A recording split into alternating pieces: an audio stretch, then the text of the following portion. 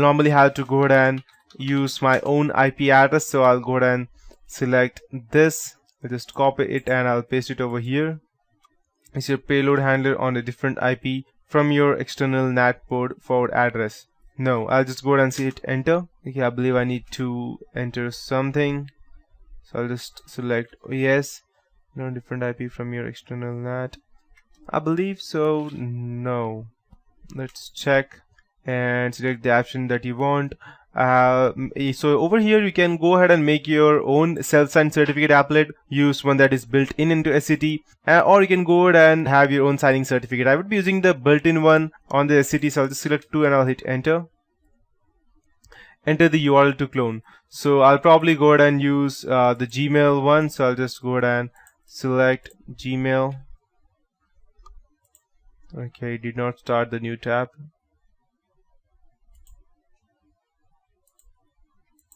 Gmail.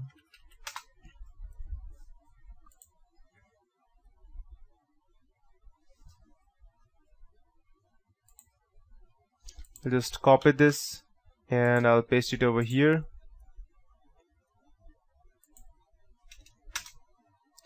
So this would be going ahead and cloning this website. So what I need to do is that I need to go ahead and forward my IP address to that person, and as soon as he clicks on that link, he will be getting something that that he needs to go ahead and run this Java. And over here it's asking me which one do I want to run.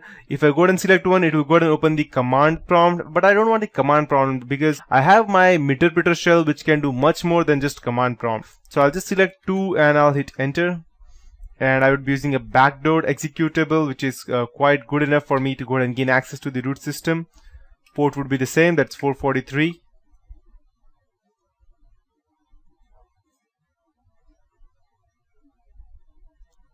And let the listener start. While by that time I'll just go ahead and use my IP address. Okay, so as you can see, moving payload into the closed side. That means the fake website that I created, I have moved this my virus into that website. So right now, let's say for example, let me tell you what exactly is the difference between actually going ahead and phishing that person to open a payload which is inside a PDF or an MP3, or a difference between actually going ahead and do that. If I go ahead and install a PDF or install a payload inside a PDF, I'll just go ahead and cancel this, and if I go ahead and send that to that person, okay, let me check. So if I go ahead and do that, what would normally happen is that if the person does not have Adobe Reader installed, he will not be able to run that PDF file, and I won't be able to open anything. So over here I need to make sure that even if the person does not have the Adobe Reader installed, he should be able to run. That's why I'm going ahead and asking him to run this website. So I would go ahead and send this to via email or through Facebook or something like that. Oh my god, see this video or see this image or something, and I'll go ahead and paste it over here. Not this. Just copy it and out. Okay, as you can see, this site uses a Java plugin that will soon be unsupported. Okay, let's see what error it's giving me. As you can see, it's giving me this error that whether I want to run this application. Normal person will simply go ahead and click on run, and as soon as they click on run, they will be redirected to the original website. So normal person will not be able to understand exactly what happened. Okay, I just clicked the run and I have my email ID. I can surely go ahead and log in.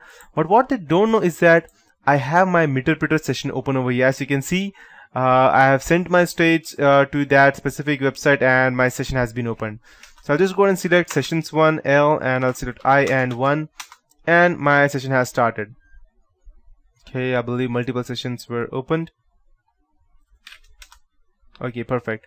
So, but there is a catch to this specific error. If I go ahead and close this thing, I'll show you what happens exactly. As you can see, if I go ahead and type something over here, let's say ls, it will still work. The reason being that even though my interpreter session was closed, there is still the Chrome still runs in the background, and that's why my thing is running. But if the person comes and sees in his for some reason, if he goes ahead and opens his task manager, he will see that so many command lines and so many PowerShell are still running. So he will probably try to go ahead and run everything, go ahead and close everything over here. So if he goes and closes each and every other thing, I will probably, okay, as you can see, my interpreter session has died. So I'll just go ahead and check sessions L. Okay, I still have my few other sessions running because that specific Java applet attack method opened multiple sessions. So I'll just go ahead and background this, and let's see how much sessions I have open. I have 4 sessions open over here. So if the person goes ahead and closes all these PowerShell, my session will directly get closed. But I don't want that to happen. So what I would do is that I will go ahead and open either of my sessions. Let's say for example 1, and I will go ahead and see, I'll just type PS to see all the PIDs that are running. So as you can see, I have whatever it's running over here. I can see all of these things over here. So I'll migrate my virus to something else. So let's see the PID of explorer.exe. I'll migrate myself to that. So it's 2324. So I'll just type migrate 2324 and I'll hit enter. Let's see if I'm able to successfully migrate. Perfect. Now even if the person goes ahead and closes each and everything over here, I'll still be able to keep my access to that no matter what happens, because I have migrated myself from the browser to the normal application, and now I have gone ahead and closed that, or I have migrated myself to the Explorer. So until unless the explorer.exe is closed, my session will still be running. I'll go ahead and show you that. I'll go ahead and close all the command prompts, and I'll get a few sessions died, but my session, original session is still running. I'll still go ahead and close all the, okay, perfect, everything else is closed. I'll even go ahead and close the Java update scheduler.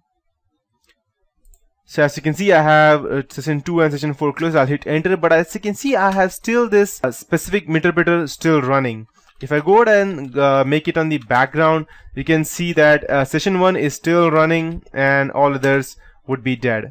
So, but if the person is smart enough, which probably normally no people are, but if he goes ahead and closes his Explorer, but he will not have any kind of doubt that it will actually have migrated to his Explorer. But if he goes ahead and closes that, our interpreter session will close, and we won't be able to do anything after that. So, but normally the person will not be able to go ahead to this much level, and he will normally go ahead and not close the Explorer, which is actually a benefit for us. So yes, that is it for this tutorial, guys, and in the next tutorial I'll be starting with the man in the middle attack or the monkey in the middle attack. Till then, have fun.